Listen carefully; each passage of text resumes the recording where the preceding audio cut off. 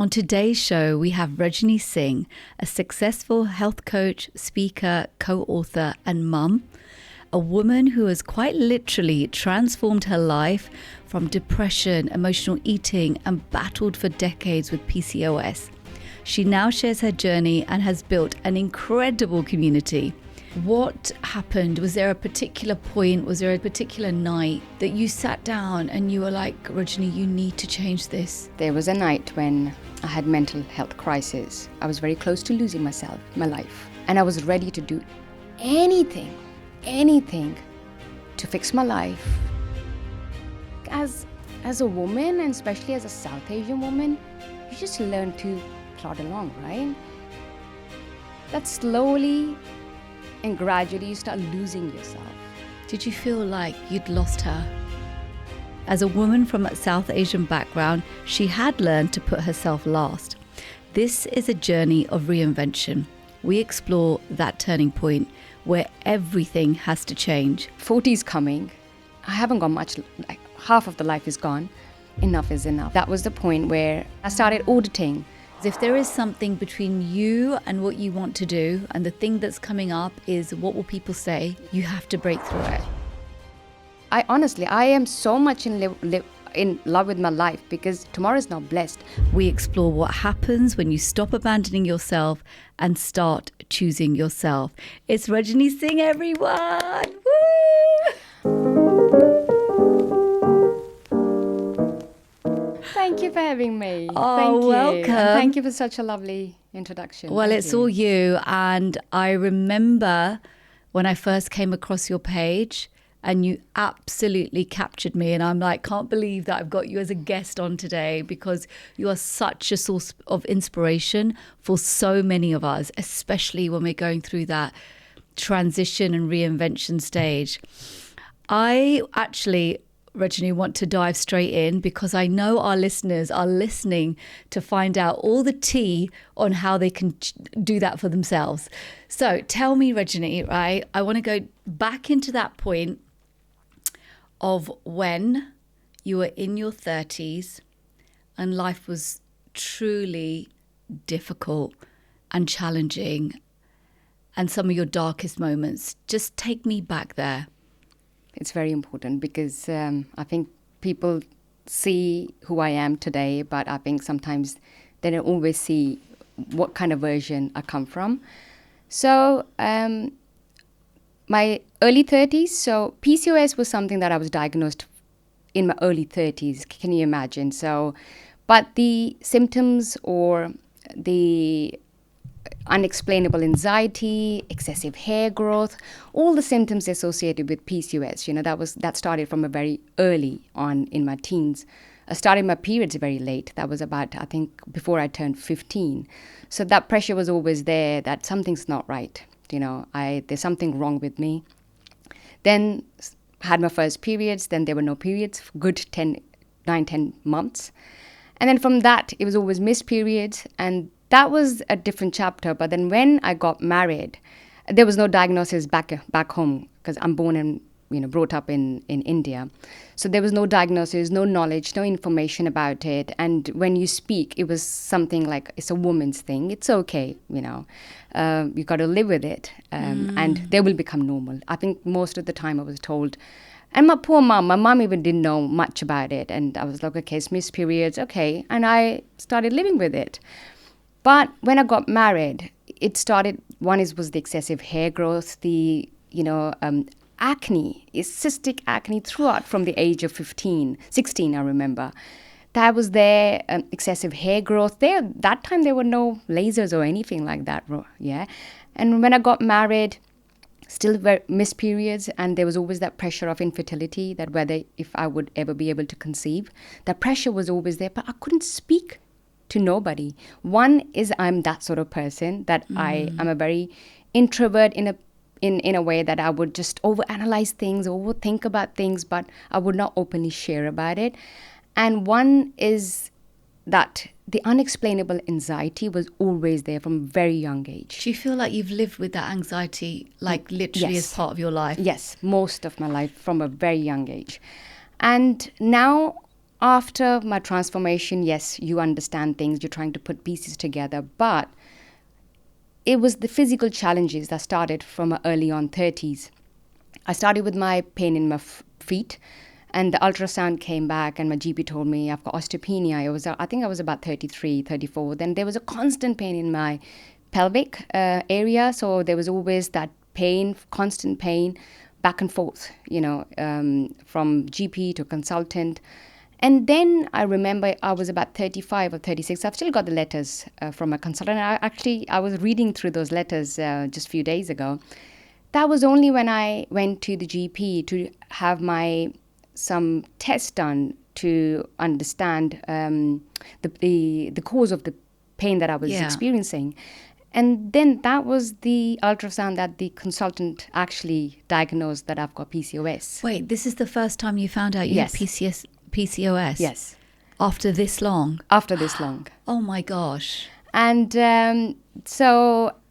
and again, it wasn't explained in a way. The tests were done. They asked me if I want to go on a... no, it was actually when I went to the GP early after my second delivery. Because of my acne, he put me on birth control pills.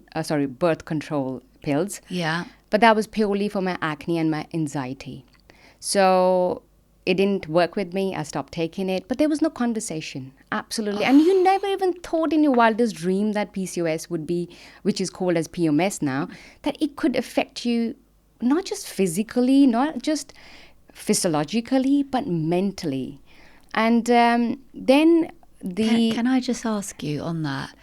On something like, like acne as well. Obviously, when you're a teenager, it's bad enough, right? Yes. But as an adult, having something like acne on your face, having these moments of kind of like depression coming through, how were you feeling?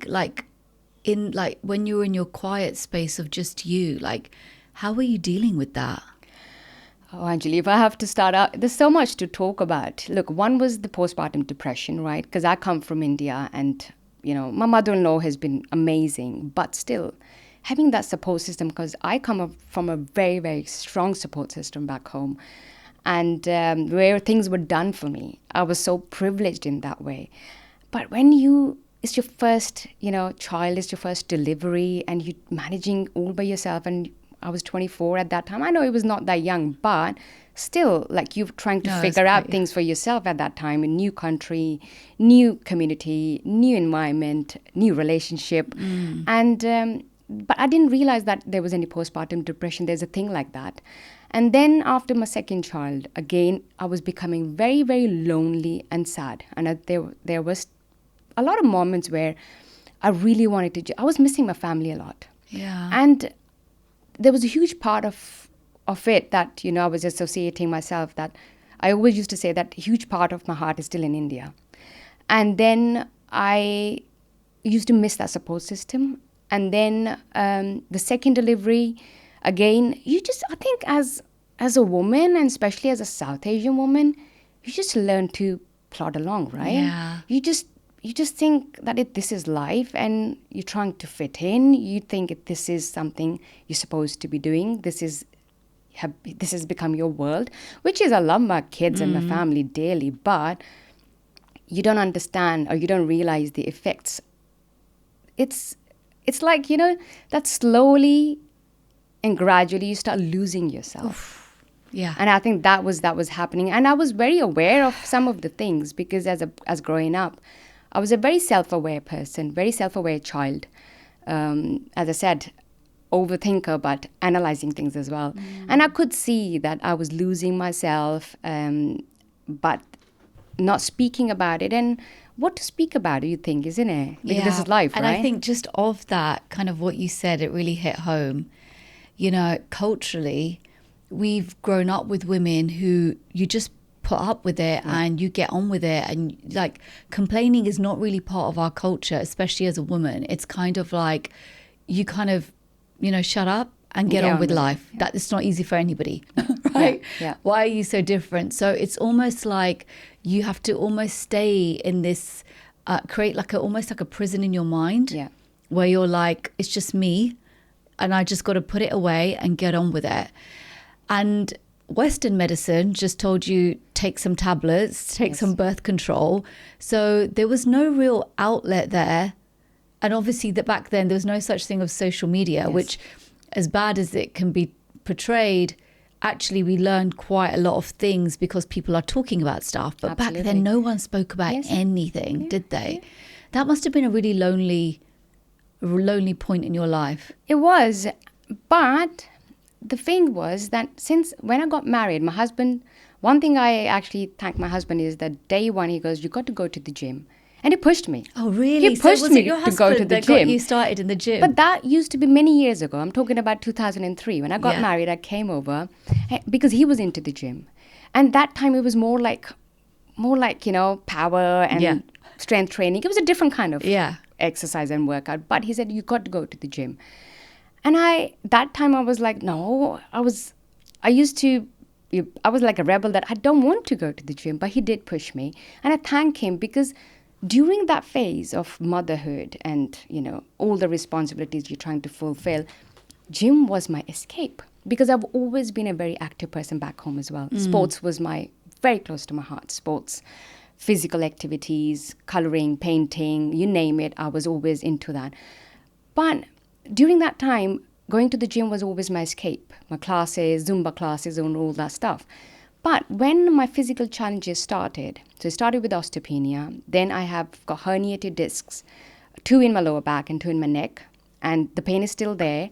But the pain became so excruciating at that time. And because of the neck hernia, it triggered vertigo. I didn't realize, or we didn't figure out what was the reason at that time. I was from consultant to consultant for 3 years. Vertigo is a condition where you feel like the whole world is spinning around you all the time. You wake up and you feel like everything it's like a dizzy, but you feel like everything is just revolving around you.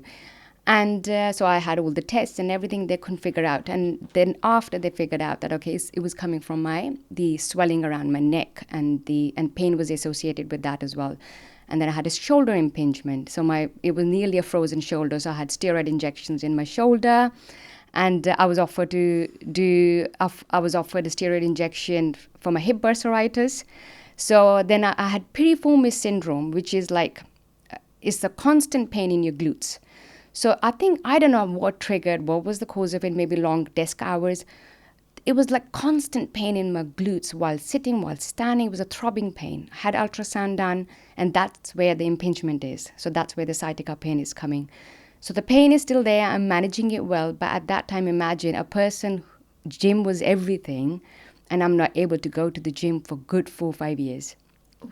And then there was a time when I couldn't drive because of my vertigo, because I couldn't drive because everything was just, I was feeling so dizzy at that time. So that time, the physical challenges was one thing, but the way it took a toll on my mental health, that was the darkest phase of my life because I never realized that I had to go through such mental health crisis in my life. But again, as I said, it doesn't happen overnight. It takes time. You keep it to yourself. You don't know what to do, and you don't know who to go to.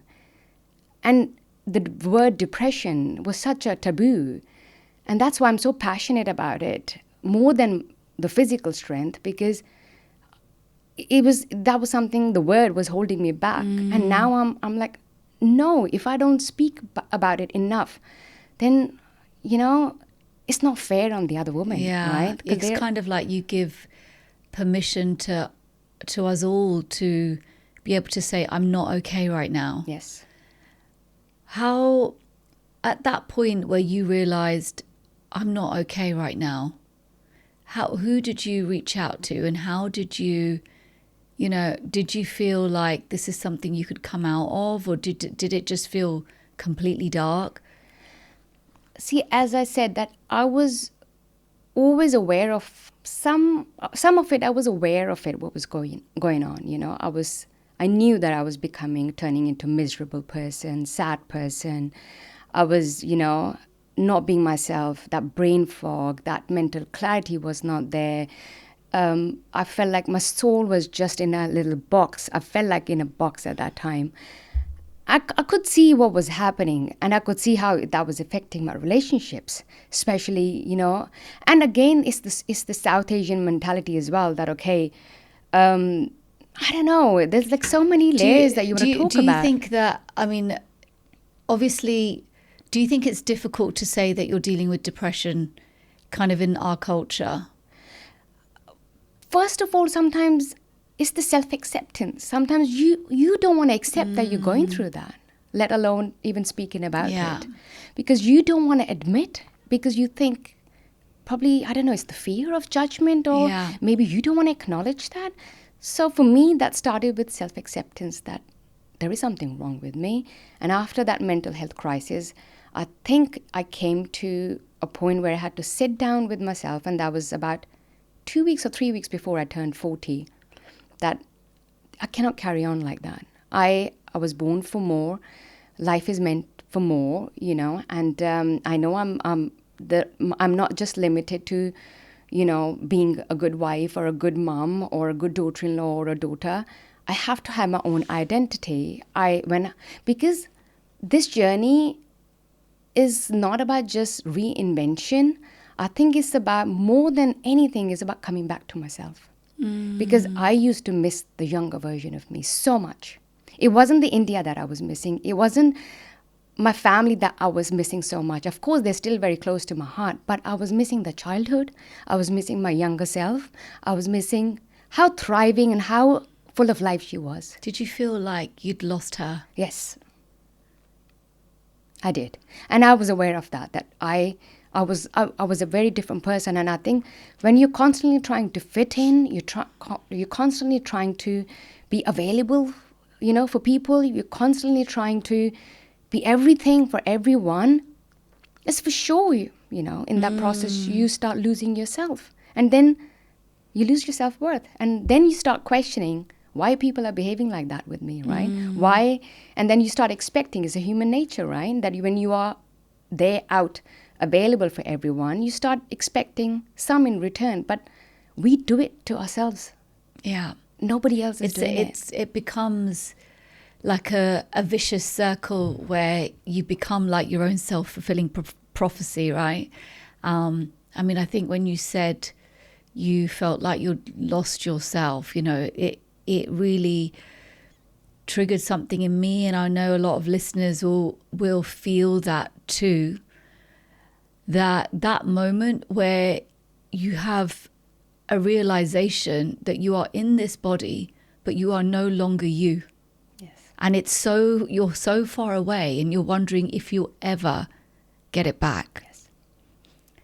So this is a story of how you do get it back. And I just want to first of all acknowledge and say thank you for sharing that, because it's a really, I mean, when you're on the other side, sometimes even revisiting it brings it back up. But when you are in that spot where you cannot see light or day, where you can't understand, you've gone so far from the path, you don't even know what the path is anymore, that it can feel just so lonely and lost. And when 40 is coming, you also question, is that it? Yeah. Have I just had my life and this is it? Yes. And it's downhill from here. People used to always say like 40 used to be like this age where it was so much older. So talk to me about what happened. Was there a particular point? Was there a particular night that you sat down and you were like, Rajani, you need to change this? I have spoken about that, Anjali, before, that yes, there was a night when I had mental health crisis. I was very close to losing myself, my life. And I think that was the realization, a biggest realization. And that was something that gave me the courage and strength and I think the desperation to come back to myself. And I was ready to do anything to fix my life, to come back to myself, to have my identity, to really understand my purpose and this beautiful life.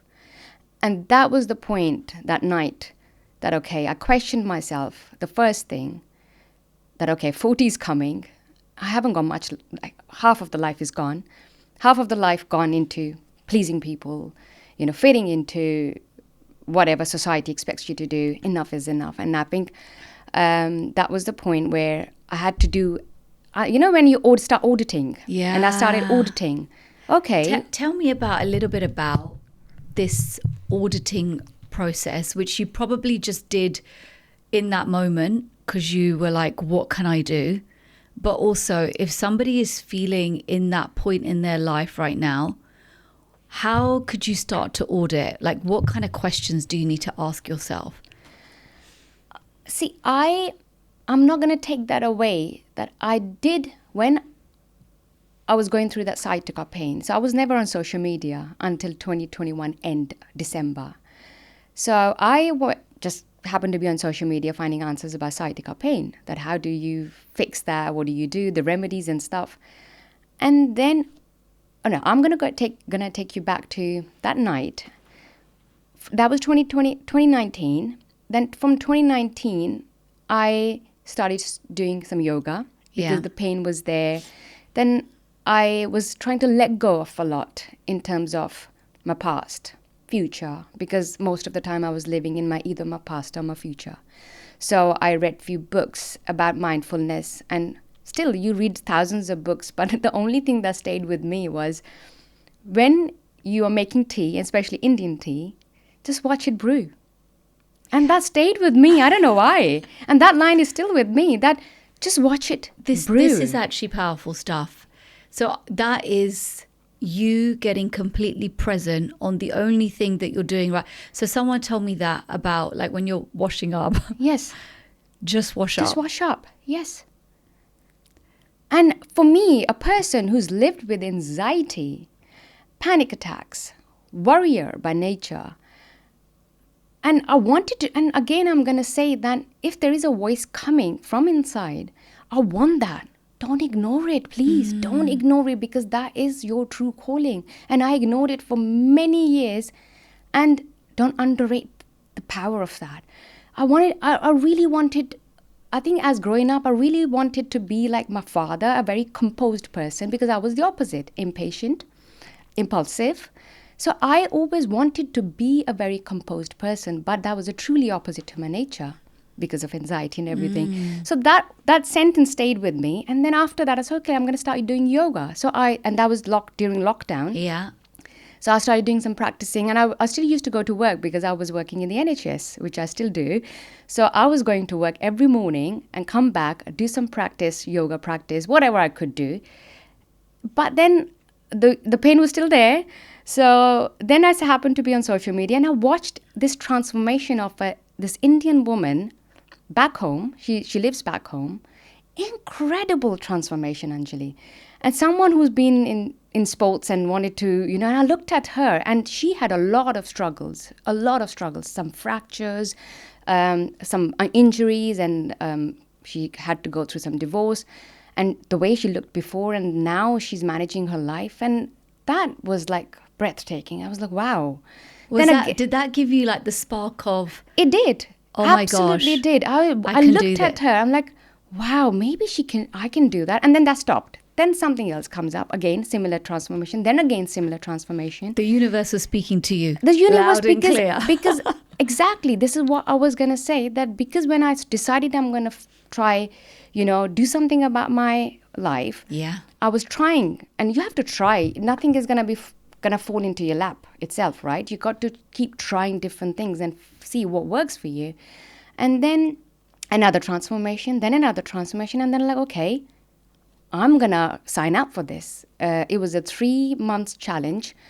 And I told my husband that, okay, you want to join? He goes, no, I'm not going to join. I said, let's join it, please. He goes, no, I'm not going to join it. And that sign up was only like few hours away, the closing time. Yeah. And that was Indian time. Obviously, it was different. So it was it the same lady? No. It's a platform. So okay. She had done transformation through that platform.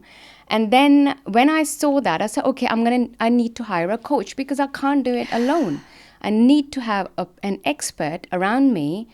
And I was willing to do that. Whatever it cost me, I wanted to give it a try. Because this time I was serious. I was like, okay, I want to give it a try. If it doesn't work, at least I can tell myself, I tried. Honestly, I tried. So I signed up, and that transformation happened, the diet plan and everything, I didn't question nothing. I just followed through You it. went straight in. I went straight in because the desperation was there, the excitement was there. And Anjali, you wouldn't believe, it was just the diet plan. And my coach was, I used to speak to him only once a week. But it was the thing that I learned through my figuring out every single day how I'm going to manage, because I'm already doing so much. Already my days packed with everything. My children were young at that time. In-laws, joint family, husband, everything, and job. And I was like, I'm going to figure it out. And that's where the auditing comes in. I'm going to go back to that thing, the auditing. Same 24 hours. Okay, what needs changing? Every second needed to be audited. I needed to meal prep because I wanted to compete in a way. I gave myself a goal that there were 43,000 online contestants there. I wanted to be 250. That's the goal I gave myself. There was nothing about to look a certain way or to look like that woman. I just wanted to start and see where it takes me. And that was the goal I gave myself, that 3 months, I want to be at the top 250. But it required a lot of commitment. It was like, How did you do it? That's exactly the auditing comes in. That's where I learned time management. Doing everything else, but the time that I was doing my meal prepping and meal planning was after my dinner. Like when I've served dinner, I've done all the bits. And then I would start doing my meal prepping and meal planning. So that meant that I had to sacrifice something, right? That auditing comes in that, okay, no more extra TV watching because I've got a goal. I'm serious about it. No more sitting down. So that's why you start becoming more intentional with your time, your conversations, everything. But it doesn't come overnight. You gradually see that week on week. So the first week was, okay, figuring out, and it was overwhelming, cooking for myself, meal prepping for my husband. And I'm so glad we did it together. That's another story. But the meal prepping and everything, understanding, okay, how I'm going to figure it out. And that figuring out, which was never part of me. I was not used to it. Then figuring out, auditing, time management. First week, saw the results, amazing. And then I wanted to just keep going. And that one thing, the anxiety, I've understood and learned that your mind, your monkey mind, it cannot sit still, right? It needs some feed. And that feed was for me to occupy my mind by doing things. What next I need to do. So this is interesting. So in that place where obviously you're like, something needs to change, and you started this transformation program, right? Fitness program, you got a meal prep. By literally pushing yourself 100% into it, you almost didn't have time to sit and be anxious about life. Yes. So it's almost like you have 24 hours in a day. Yes. The bits where you're sitting around getting, watch TV, perhaps watched a box set in lockdown. There was many box sets going on. Watch too much. And then when you're by yourself, your mind's gone into overdrive. Yes. If you can actually compartmentalize that and put that into whatever it is you see for yourself. Now, I want to ask you, did you have a vision at that stage of what you wanted? Or were you, tell me. That I wanted to be the Monks 250. Yeah, okay. I want to be there. That was my... Did you have any sort of vision like, I'm going to be this? No, I'm going to be like, I want to build my... like community where you No, I wasn't even on social media at that time. Wow. I wasn't even, when I started this journey, I was too scared. That's why I think I do want to tell people the version they see now, I was absolutely You're like a opposite. Yeah. I tell you, Anjali, because that challenge required you to wear sports bra and shorts or something like gym gear, like something fitted, right? And I still remember very vividly that I was in my daughter's room, and she was about 12 or 13 at that time, or 14 probably. And she had to take my videos, because you have to take videos from certain angles, because it's a competition. So week on week, you're take seeing these the pictures. changes, And I was so like, and I was like, I'm wearing a sports bra. And she goes, Mom, what do you expect? And she can be very critical. Yeah. I love her to bits. Yeah. But at that time, imagine a 13 or 14-year-old. They just say it. And she told me, Mom, but what do you expect? Because they have to see you. And that's it. I said, okay, you're right. And then... So there were so many things. By you committing to this one thing, yes, look how many things you were getting over, right? So taking a picture of yourself wearing something that you would never I wear. would never right? do that. Yes. Right? And just getting over it. Yes.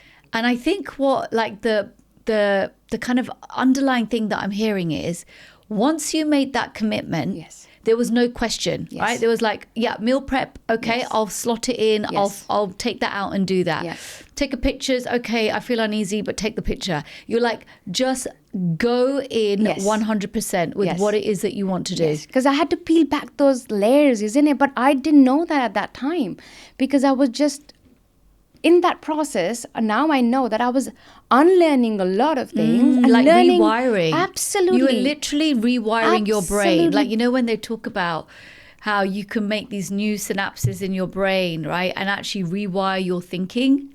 You were doing that. Yes. Because your body and your mind was like, this is completely new. Absolutely. And I was so excited about it because when I saw my results week on week, I wanted to do it. I was really weight training and I was doing homework at that time. So I used to go to work, come back, give myself an hour slot. You've got how many kids have you Two. got? 2 kids. Yes. So you're a mum of 2, you live in an extended family, Yes. you've got a full-time job. Yeah. That time it was 30 hours. 30 hours, right? Yes. It's still like you've Yes. got a job, right? Yes. Working in the NHS, which is a lot was going on, As a right? practice manager, yes, absolutely. And you managed to fit in yes. this transformation in your life. Yes. Just And that taught me that how every second is so valuable when it comes to, when you want something bad, when you want something for yourself. And we underestimate that.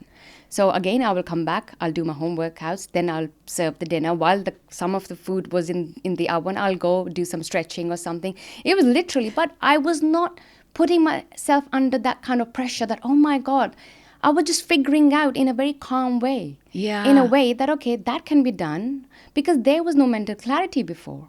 For many years, for many, many years, I don't know, for God knows how long, the anxiety, the brain fog, that was part of me. And now I'm trying to open those windows, the sixth sense, gradually, very little by little, that, okay, I can do that. But then maybe in that time I can do that as well, rather than, oh my God, because my first language used to be first was, oh my God, I can't do that. I can't. Now it's all now changing too. And now it's quite changed too. I'll figure it out. Okay, if this is what it is, I'll figure it out. But it took almost 5 years. And the last year is definitely been powerful, but it's the journey been small, of I think that's quite important for everyone to understand, right? Because sometimes when they might see you, right, and honestly the stuff that you do, I mean, I can do a full press up now and I'm trying to get to a chin up and I look at you and I'm like, that's amazing. Like, you are how old? You've just turned 45, right? And the stuff that you are doing with your body, pulling yourself up, you've got weights hanging off it, right? And this is a woman who just 5-6 years ago literally was like, don't even put me in a gym outfit and take pictures of me. And no strength in my body. No strength in your body whatsoever. In my body, yes.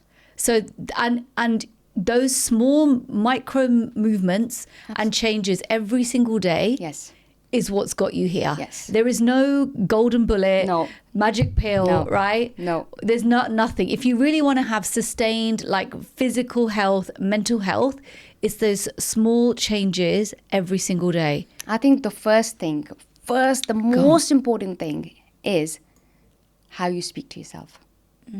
I think for the longest of time, the language, the internal dialogue was always full of fear, full of not believing in myself, full of doubt. And these 5 years, the gradual baby steps was just changing that internal dialogue, and I've learned, and if someone really wants to take something away, is that I think if I have to put in a nutshell, it would be what I see as someone who's lived this experience is you got to be full of compassion, kindness, the one that you would show to the most loved person in your life. Even if you start with small portion of it, be kind to yourself.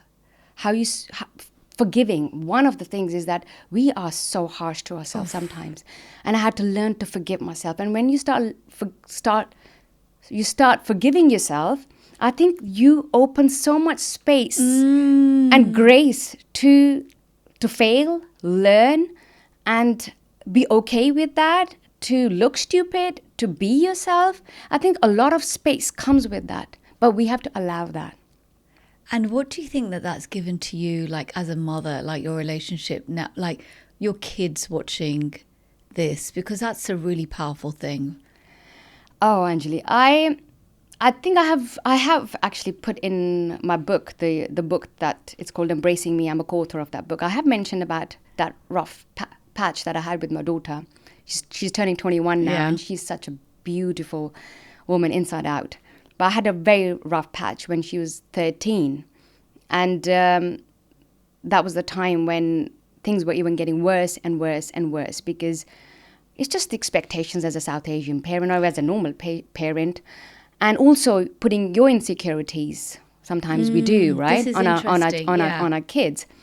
And So just to pause on that, because I think that's a really important thing, that when we have that self-critical, put a lot of pressure on ourselves, not happy within ourselves, it actually affects every single relationship. Absolutely. So for the women that are like, oh yeah, but I've got so much to do and my family are depending on me, they actually need you to do this. They need to be the 100%. woman that really can carry the, like, you know, really be there, the kind of like anchor of your Anchor, family, yes. right?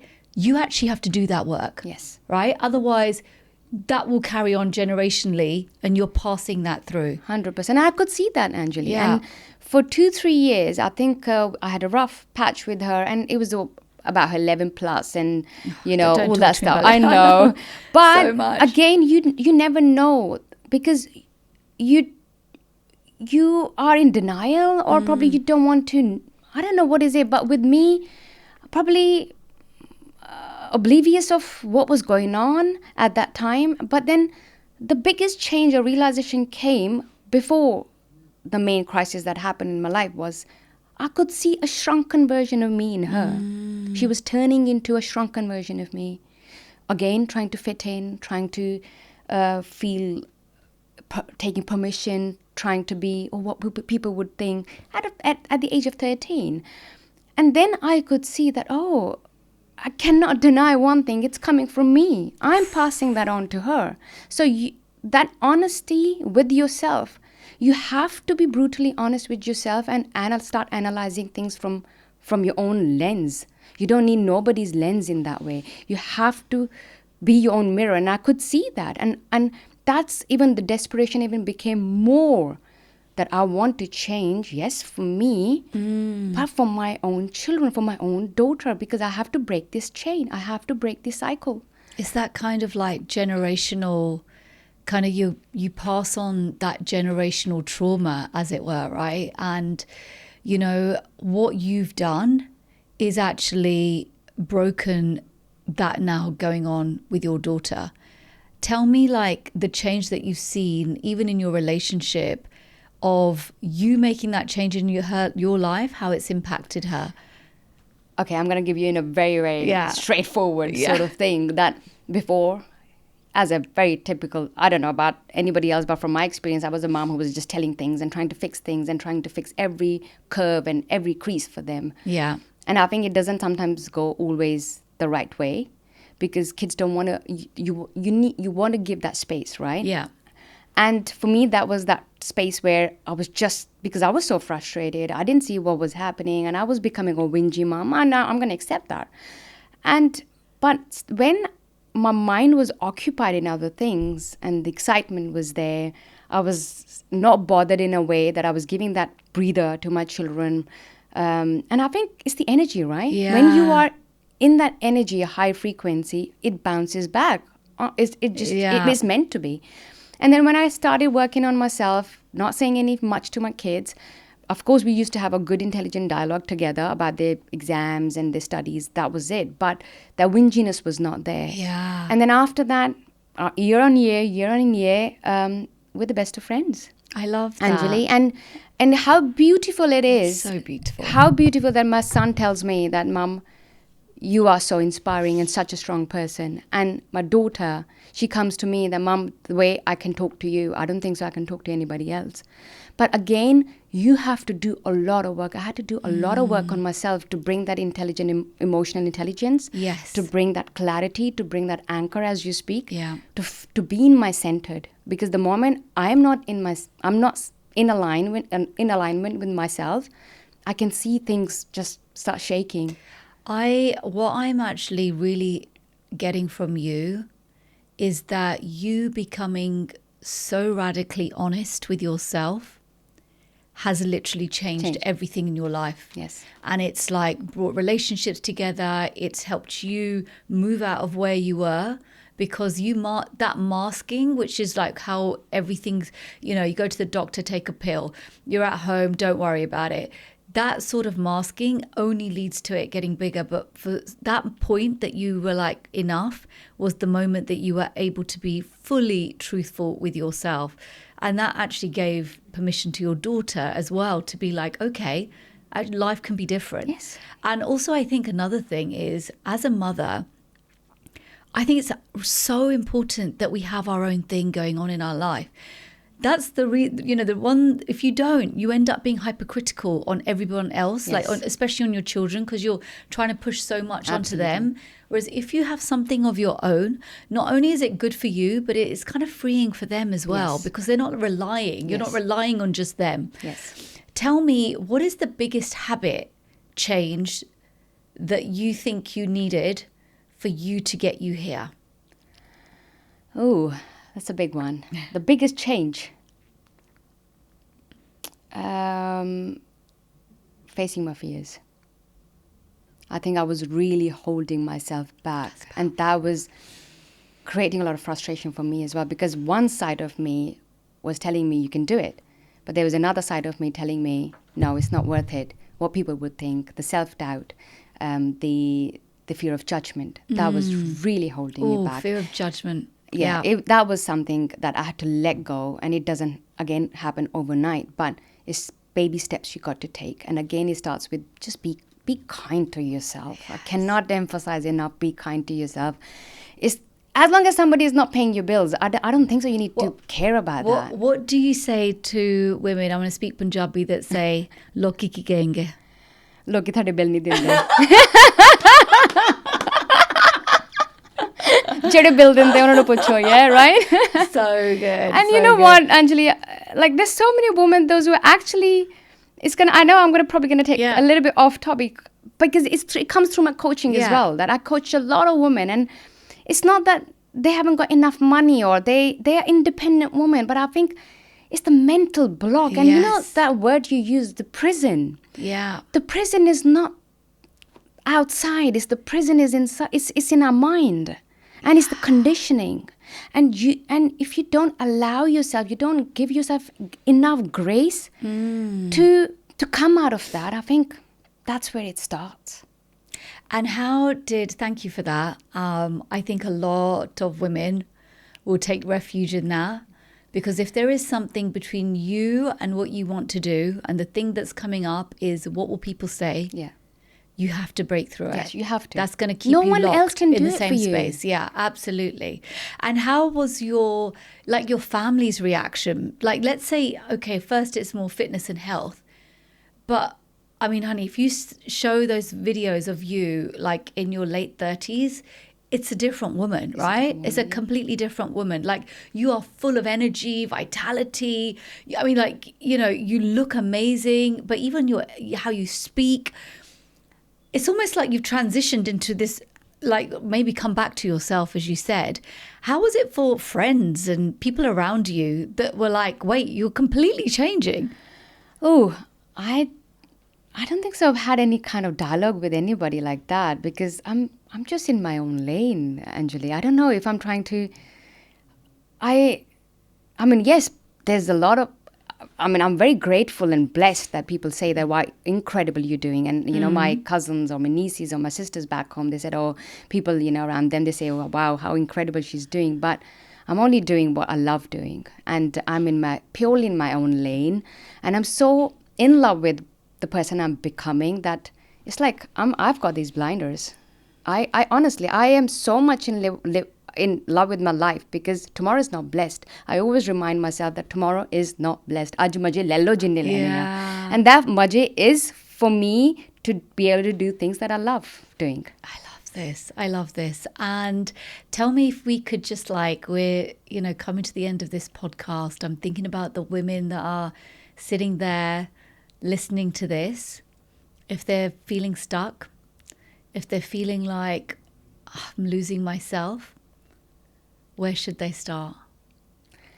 See, I start with your health, honestly, because when you are in good health, when you have that strength, because it's not about looking a certain way, it's about that energy. Because if we don't, give that exit to our stress and energy, I think that's where things become dangerous, right?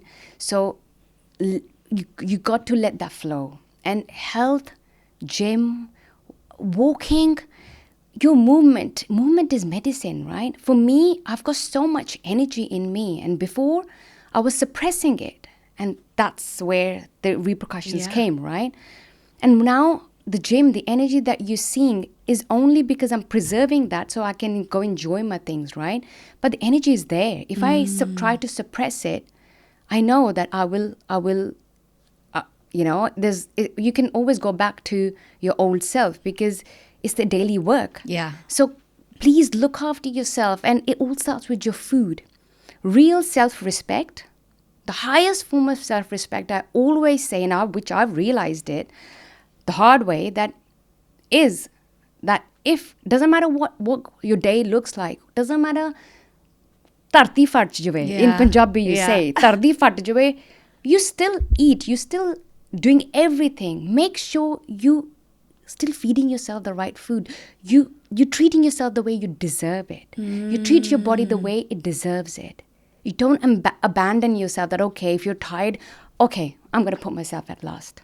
Because end of the day, what's going to stay with you is your body. Respect it. And I really respect my daily efforts, my body, my food, nourishment. It's like a mandir. It's like a temple for me. And I have to look after it. Nobody else is going to do it for me. I absolutely love that. And I think, we hear that. I've heard that saying where they say, if you ask someone, what do you want in your life? If you asked a rich person who didn't have health, the only thing that they'd ask for is health. Yeah.